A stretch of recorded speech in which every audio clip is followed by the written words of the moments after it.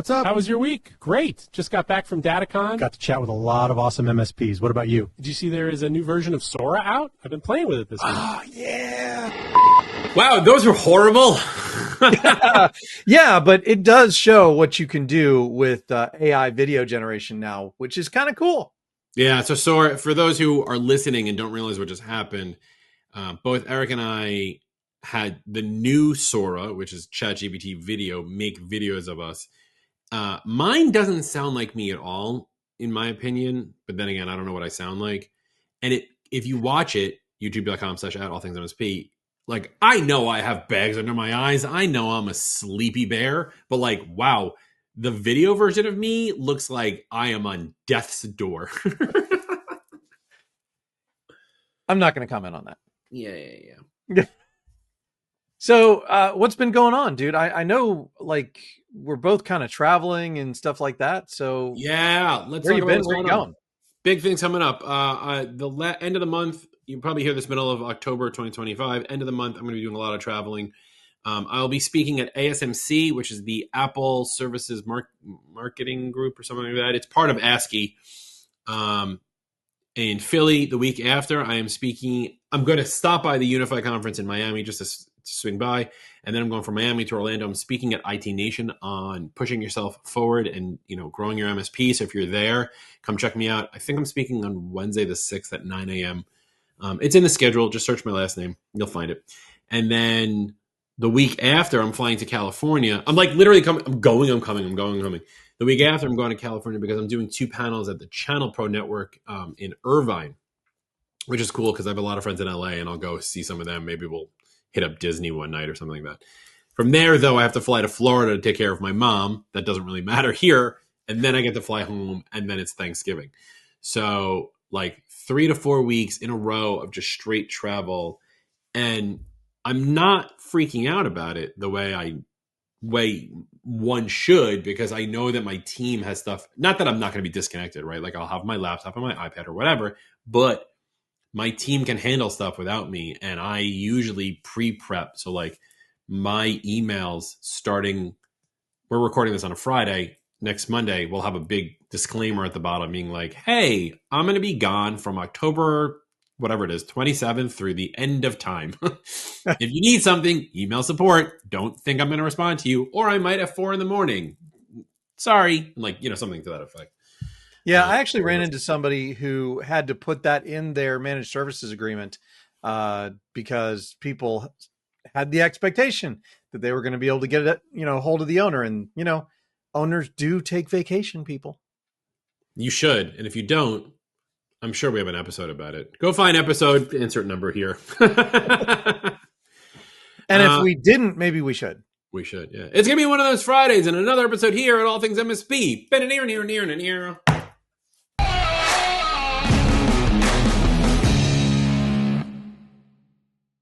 Level up your email domain security and deliverability. Reduce business email compromise and reel in that pesky email phishing. Make DMARC a new revenue stream for your MSP. Becoming a managed service provider partner with EasyDMARC is a great opportunity for your business to boost sales and decrease risk. Your customers need DMARC. Your job is to let them know that their email domain might be at risk. Find out more today at atmsp.link/EasyDMARC. That's atmsp.link/EasyDMARC. Operating an MSP sucks. Gozinta is here to make it suck less. With their consulting services, they are your trusted advisors through every step of your MSP's journey, from startup to exit. And their software is crafted with care to ensure that they're solving problems for you and not creating new headaches. Find out more at atmsp.link/Gozinta. That's atmsp.link/Gozinta. What's up, everybody? Welcome to the All Things MSP podcast. I am your host, Joseph Esgar. With me always is Beard Ops Manager, delegates trims, and never performs them, Mr. Eric Anthony. We're starting to get desperate on these, I think.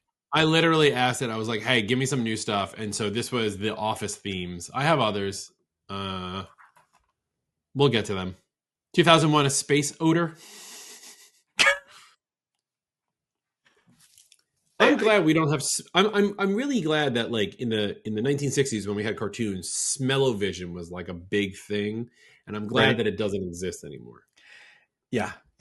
But you know Or- what I am disappointed in? The fact that we don't have like 1970s, 1980s cartoons anymore. Can we talk about the fact that I just said I'm glad smell-o-vision doesn't exist anymore, as if it ever existed in the first place? No, but it was a fantasy thing back then. Like, Fantasy. right? It's something they were predicting for the future that never came true. Yeah. A lot of that stuff. It's a Freaky Friday here at All Things MSP. I will say that 80s cartoons really like drove home the point that quicksand is everywhere.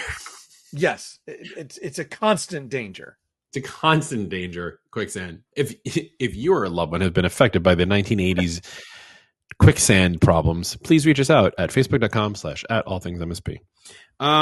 See, what the point I'm trying to make here is that real us is no better than the Sora AI version of us. And kind of want to get into today's topic a little bit about making videos for marketing purposes. Whether Sora is the way you do it or not, spoiler, it's not. But there are things that we can do, and it's a good topic because I was literally working with the other version of ChatGPT about building some sort of like lead funnel and some like video ideas and stuff like that.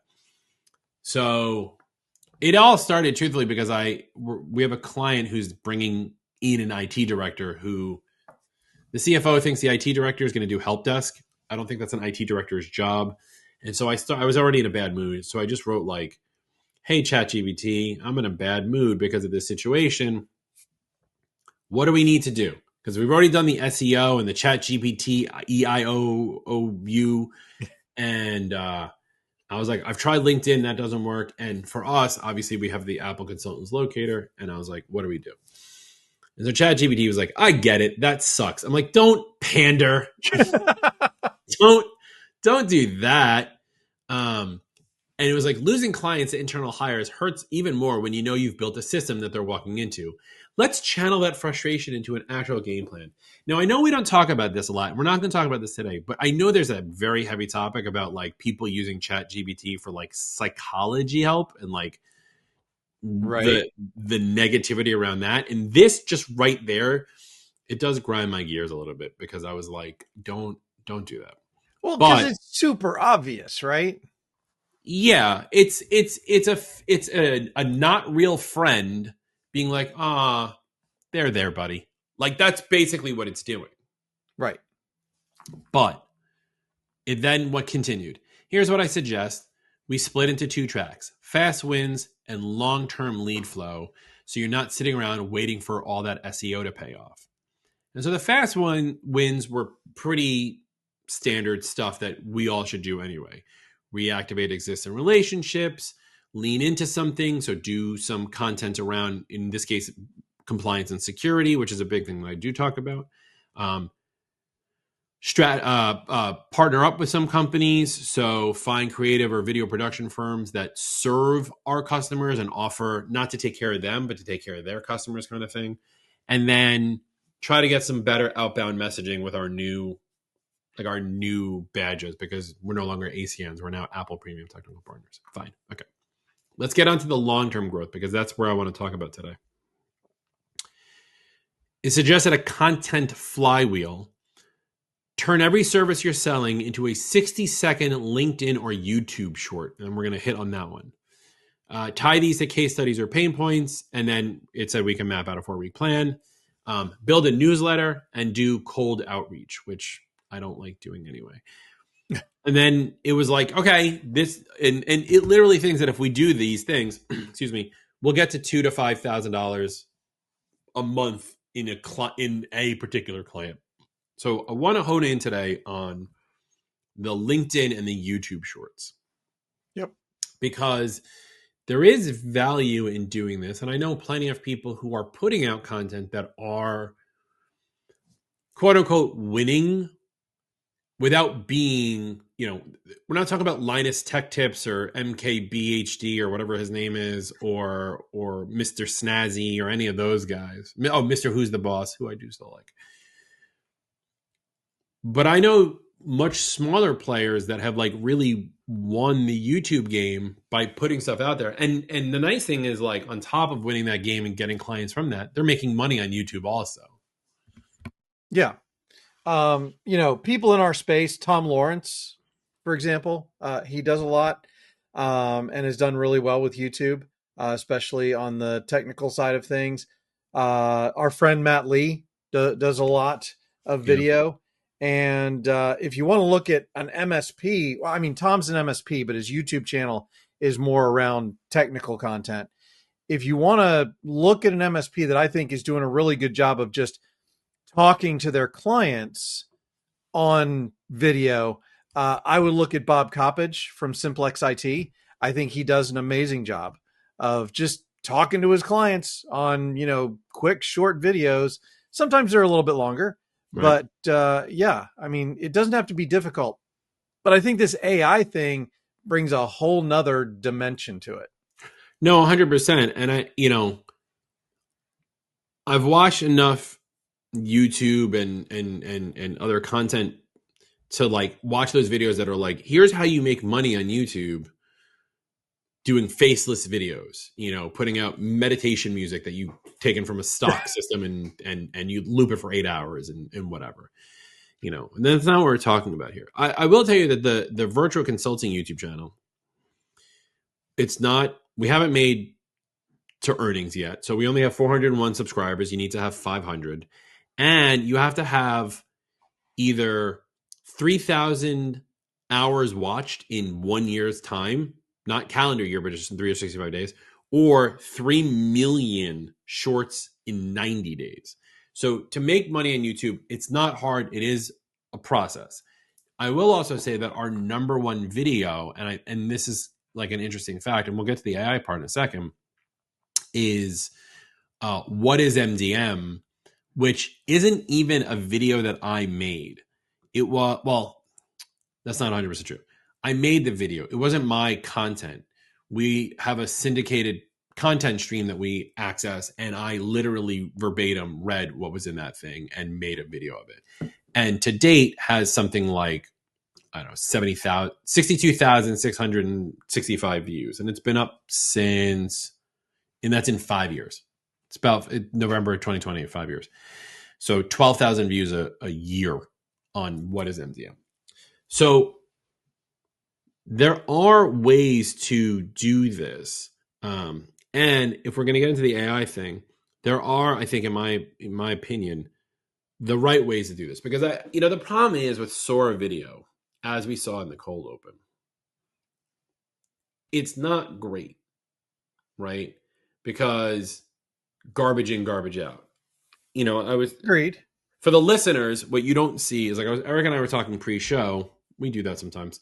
And I was showing him a video before I actually had like scanned my face and put my voice in. And I was like, make a video of me fixing a Mac laptop. And it was some random dude putting a screwdriver into the back of a laptop, opening it, not where he just unscrewed from. So I don't know how he even opened the laptop. Didn't sound like me. Didn't look like me. He had an Aces on his like hoodie. I was like, it knows that I wear hoodies. I got that right. And it knew Aces for whatever reason. But I would never, for the life of me, put that out there because it's misrepresentation of my brand. It's a misrepresentation of me. So right. I think there's a lot to be said around, and I know you're ready to go on this. There's a lot to be said around putting in the right type of prompting to get a video that is worthy of YouTube or LinkedIn. Right. And truth in advertising, I just got access to the new Sora. Justin invited me today. So there's a lot of playing around that I need to do. But I think you kind of hit the nail on the head. It comes down to that prompting, and how does that work to create a video for an MSP that they could use? And there are limitations, right? Sora will only create a certain length of video. and then you have to create the next scene or whatever. So there's a lot to this, and we're going to try and break it down, later on, and give you guys some more practical advice after I've had a chance to play with it a little bit. But I think it's an interesting opportunity for MSPs who are not comfortable in front of the camera to use their likeness or not use their likeness, maybe use, something else, because you have a brand, I have a brand, so it makes sense to use our faces, right? Yeah. Your rank and file MSP maybe doesn't need to do that. But I think with the right script and the right prompting, MSPs can put together the right videos to move the needle for their business. I think it's also interesting that, like, if you need help prompt writing, the one thing I would tell you to do is go to ChatGPT, because like it speaks its own language, right? So if you can go to ChatGPT and say, "Hey, I'm using Sora, and I want to make a video about this new feature in Windows. These are all the things. Ask me questions, and then write me the right prompt, so that way Sora can create a video for me without looking all weird, distorted."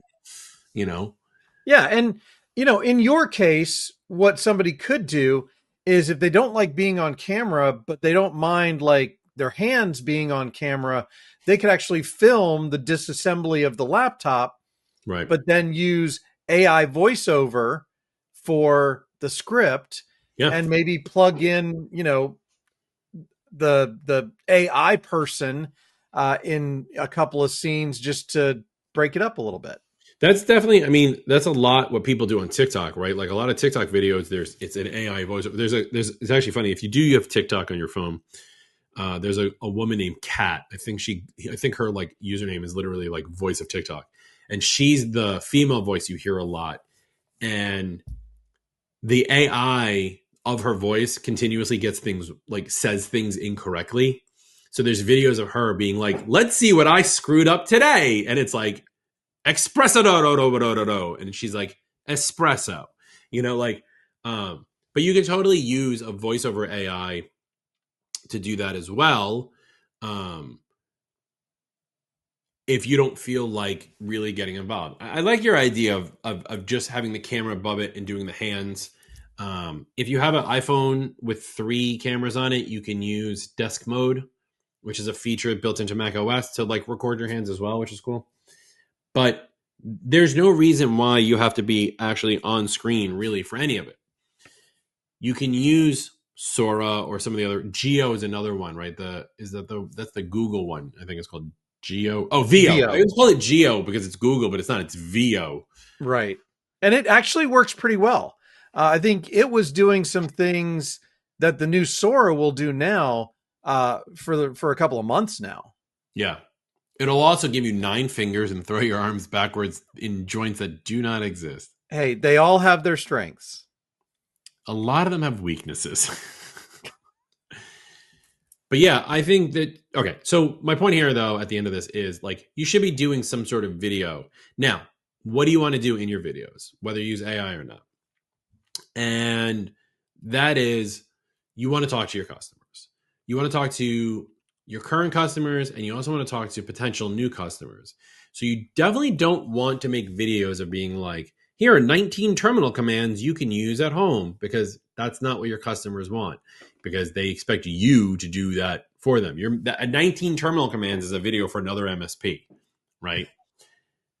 They want content that they can actually use. So weirdly enough, and when we acquired My Mac Mentor, which is has a YouTube channel that we are making money on, all of those videos were from Amy, the original owner, talking to the camera, talking to the people about, here's a thing you can do on your home computer, because that's what that is. A B2C company, so that's what it's for, right? But all the videos on the Virtua channel, for the most part, was like trying to be a little more B2B, but in reality, YouTube is a B2C. It's more B2C than it is B2B, in my opinion. So like on our Virtua page, I have things like,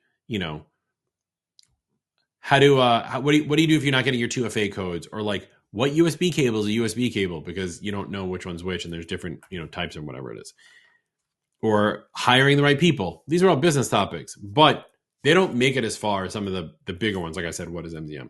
Whereas like on my Mac Mentor channel, our number one video is like how to disable iCloud Drive in Mac OS 12 because it's just an old video. But like, again, that's not something businesses are going to do because as the MSP, we want iCloud Drive off from a profile, but at home, you can't do that. So it's about talking to the type of customers you have. We've talked about this 1,000 times over. Knowing your ICP, knowing your ideal client, talking in the language that they understand, because we are good at technical talks. We have to be able to be good at non-technical verbiage for them. Yeah. And, for me, obviously everybody knows how well short video content is doing right now. And what these AI tools allow you to do is create very eye-catching video content that's going to attract attention without spending lots of money on, a fancy editor or, fancy rooms with lighting, whatever it is. It allows you to make all that stuff up. And there's a certain amount of showmanship that it allows you to create without having the physical pieces to it, right? Yeah. And without having to have the technical knowledge of being able to do the special effects and stuff like that. If I want the All Things MSP logo in neon, it just does it. I made the mistake of Googling best AI video generator. And of course, like it's only giving me VO because it's owned by Google. Oh, well, there you go. There's a lot out there. All right, so I'm on Zapier wrote an article. So Google VO for end-to-end video creation, Runaway for generative AI video with advanced tools, Sora for community-driven inspiration and remixing. So keep that in mind. Okay. And hold on, let me see. This was written August 7th. So we're talking about a couple months ago. Descript for editing videos and editing the script. Wondershare Filmorama, Capsule, InVideo AI, Peach with 2 E's, Synthesia, that sounds like a disease, Yeah. using digital avatars, HeyGen for interactive avatars, Vyond for animated characters, Revid.ai for AI-powered templates, Luma Dream Machine for brainstorming with AI, and LTX Studio for extreme creative control. There's a lot out there. It's what you want it to be and do. And also, some of them come with a cost. So I'm looking through their list now. They have a nice little standout features comment here. And Descript will edit a video by editing text and then add B-roll from the stock library. Like that seems like a good. And again, I haven't tried any of these, but like that seems like a good leeway inwards, right? Peach will do branded design and highlight emphasis with audio call to actions and intros and outros. Let's see. LTX Studio will do scene by scene prompt editing and character customization. There's a lot here. That being said, AI video, you could tell. You can. You definitely can. And that's why I wouldn't use it for anything where you're trying to do trust building, right? Yeah. I mentioned Bob Coppage earlier in the show and the videos that he does for his clients and prospects. It's just him talking in front of the camera, talking about the things that he's been doing, what Simplex IT is up to, some of the things that are bugging him about the state of IT right now. He's just very real. And I think that type of video, you can't fake, right? Yeah. You can't fake that when they know who you are and they know how you talk and all that stuff. You need to be doing that. If that's the kind of video you want, you got to sit in front of the camera and do it. But if you're doing something where you're talking about a specific, news item or how to, or something where it doesn't matter that it's coming out of your mouth, yeah, you can fake that it's you. You can use an AI avatar of you, but likewise, you could just use an AI person of any type, right? Because it would be just like hiring an actor, just infinitely cheaper. Yeah. Sorry for all the actors out there. There's there's still real acting jobs, and there will always be, because AI will never be that good. So You're not wrong. I think that there's truth in advertising and things like that, right? I would also maybe think about the idea of learning about some of these video AI things and then making a real video showing the AI things, because your customers are probably all trying to figure out how to use the AI video stuff also, right? Especially for like us, as Apple focus, like so many of our clients are creative, and I was like, hey, what are you doing for AI? And of course they just like word vomit a bunch of different websites. yeah. Because they want to use them all because they think it's all going to make their lives a lot easier. And I'm like, why don't we slow the roll on this and talk about what the actual use case is? So like, much like how we started this episode with bad AI videos of us, you can 100% make bad video AIs of yourself and show that to customers and be like, maybe you don't do this. Yeah, you brought up a really good point that I want to talk about for just a second, and that is talking to your customers about AI. This is a great opportunity. Use AI to talk to your customers about AI, right?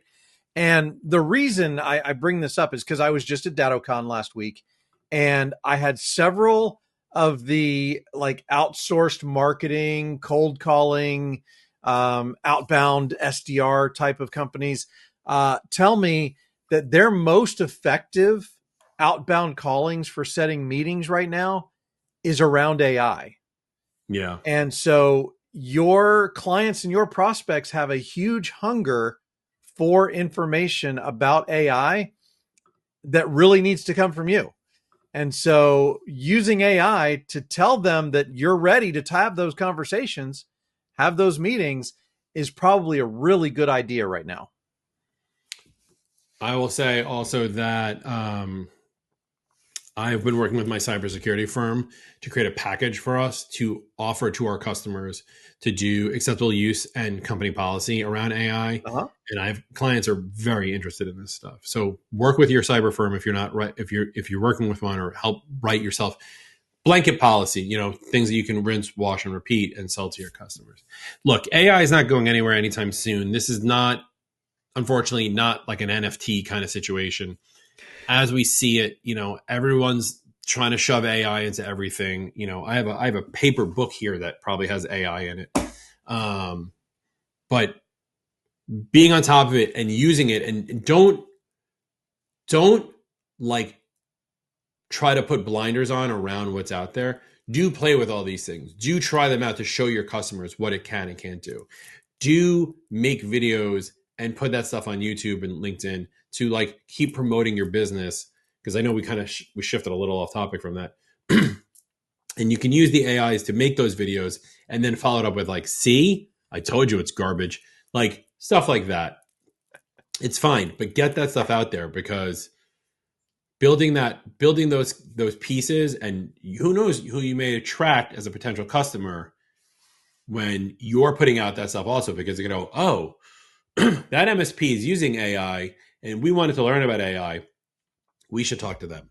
So that's kind of it. If you want to talk to Eric and I, facebook.com/group/allthingsmsp. Check us out in real life. This is actually us and not robot us. youtube.com/@allthingsmsp. Follow us on all your favorite podcasting tools if you're not already, and like, subscribe, ring the bell, leave a review. And by the way, call my mom and tell her I'm doing a good job also. That'd be nice. Your mom knows you're doing a good job. You can call her tomorrow. Okay. Anything else before we say goodbye to the loyal listeners? I would just say I'm probably going to play with this a little bit more over the next week or so.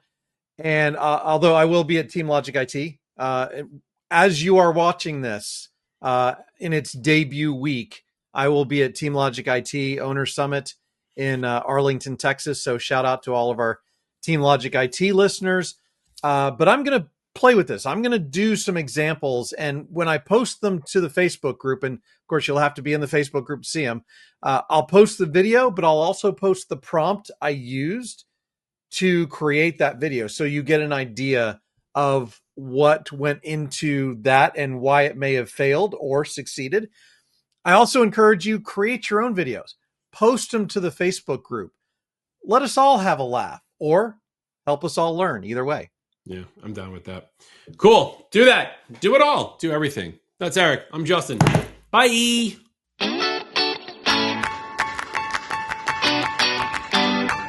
Thank you for listening or watching the All Things MSP podcast. If you liked this episode, go ahead and give us a thumbs up, hit that like button, and consider subscribing to catch all our weekly episodes. And from your host extraordinaire, Justin Esgar, and myself, Eric Anthony, your humble producer and All Things MSP founder, thank you very much for spending your time with us. If you are not aware, All Things MSP started as a Facebook group and now supports over 6,000 members. We also have a LinkedIn page for those of you who don't do Facebook, and make sure to check out our YouTube channel for even more content. And a big thank you to our premier sponsors, EasyDmark, Helped, Goes Into, MoveBot, and Nodeware. And thank you to the rest of our sponsors. Without sponsors, we could not do what we do for the MSP community. Please consider checking them out. The All Things MSP podcast is a BizPow LLC production.